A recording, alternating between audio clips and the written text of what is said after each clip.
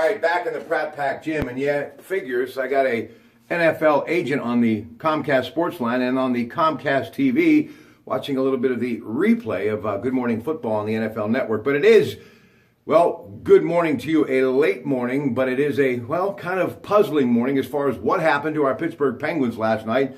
And as I'm enjoying a hot cup of coffee, and boy, it's cold here in the Pratt Pack gym, I could use a beach. Yeah, right now with some sand between my toes to warm up. And AAA Central, they, of course, do a lot of wonderful stuff with the Penguins during the season. They can make that possible. So book a beach vacation now at 1-800-354-8761 and tell them your Pratt Pack sent you. Now, Greg, I don't even think being on a beach, Mr. Diola's on the line with me now from Vantage Management Group, even being on a beach or maybe a great golf course, watching or listening or finding out what happened to the Penguins could have made it any easier. What a rough night for our Pittsburgh Penguins.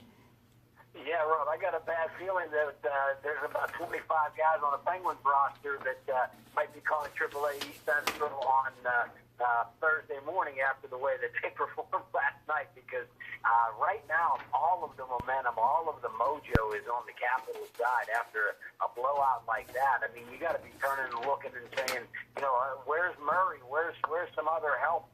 Because Fleury just seems to be floundering right now. The whole team just looks out of sync.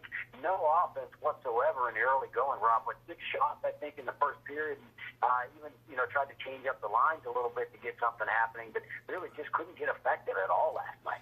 I spent the last hour and a half putting together all these notes for a number of things, but the majority of these papers that I'm showing the audience are Penguins notes. And Jeffrey Burke from the USA Today writing this morning that, you know, Crosby, who was slammed headfirst by John Carlson into the boards last night, when asked if he was okay, yeah. Here's the question that Mr. Burke is asking. If it all goes the way of Washington and they win this Game 7 tomorrow night, was it worth risking Crosby back on the ice after the concussion that he suffered earlier in the series? Well, Rob, I don't think it's ever worth risking somebody's long-term health for a sport, a game, an event. You know, never is it worth exposing someone to any kind of long-term health effect. And I know we're all sports fans here and we love it as we do. But, you know, these are human beings. They're, you know, sometimes we view them as gladiators. But I guess the easy answer to that question is no, it's never worth exposing someone to a potential serious long-term impact on something like that. Listen, the thing that I cared about the most was him, meaning Crosby. That was the question I was asking everybody that would listen when it was all said and done, because I was on the air. I had heard about the hit, didn't see it, and I just kept saying, hey, is he okay? Is he okay? Because that's what I'm most concerned about. He is a human being, and you want to see him long after his playing days being able to function normally. And, hey, I also am going to come to the defense of the Pittsburgh Penguins. Like Mike Sullivan said, as far as his first, you know, return after that initial concussion, you know, hey, we're going to let the medical staff tell us what we need to do, and we're going to follow their lead. And he went through what he had to as far as protocol, so he got cleared. And you just got to put your faith in, well, what they do in sports medicine, and I think they're the best in the business. So, hey, he's back. The Penguins will be back. Everybody will be in place tomorrow night, 7:30, Game 7 for Verizon Center. And here's some things you have to hope the Pens will turn around. Greg, they managed only 18 shots, and the Capitals forced 18 giveaways. They've got to put more heat on Holtby if they want to have any chance in Game 7. Yeah, I agree with you, Robin. It's kind of confusing as to where it all went. I mean, they didn't change that much. The Capitals didn't appear to change that much defensively. Just maybe a little bit more of a grind type of a play with some of their Kuznetsov really was productive defensively, blocking shots and getting into the way of passes, stopping anything that the Penguins had, either breaking out of their own end or trying to effectively set up scoring chances. Gensel had a really nice scoring opportunity coming down on the 2-on-1, and Kuznetsov was able to get a stick in that just deflected up into the netting.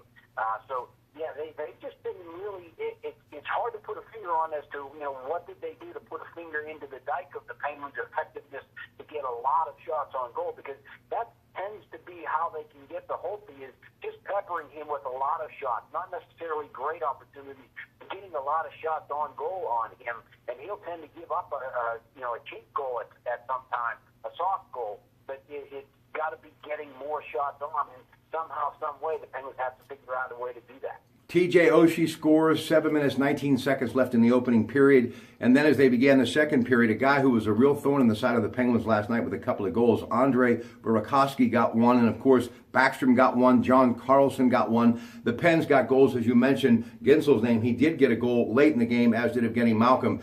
But Sidney Crosby, who assisted on that goal of Gensel, for the most part, they shadowed him all night, double-teamed him. He really wasn't much of a factor. So the Pens defense obviously missing Chris Letang, but somehow, some way, they're going to have to find a way to let Crosby get back to the freewheeling style that has made him the greatest player in the game.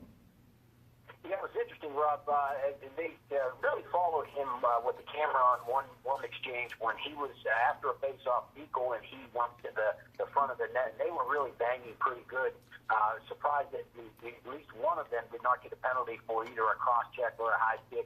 Sid got a stick up high and almost got a cross check on Beagle's head. And one of those ones that it would have been inadvertent.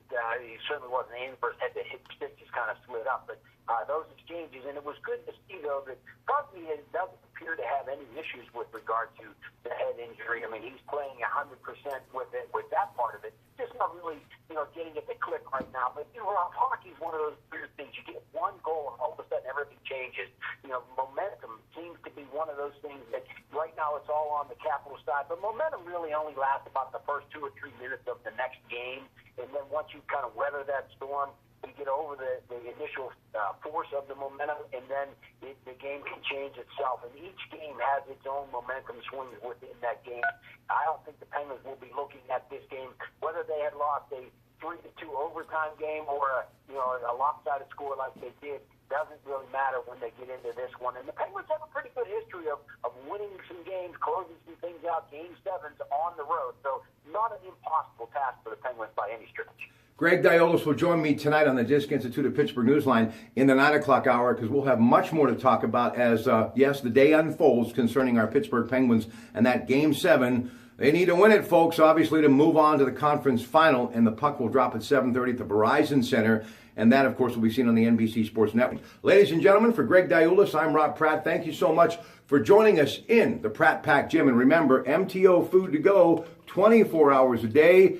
As your world keeps turning, it is Sheetz Convenience Store. Good afternoon.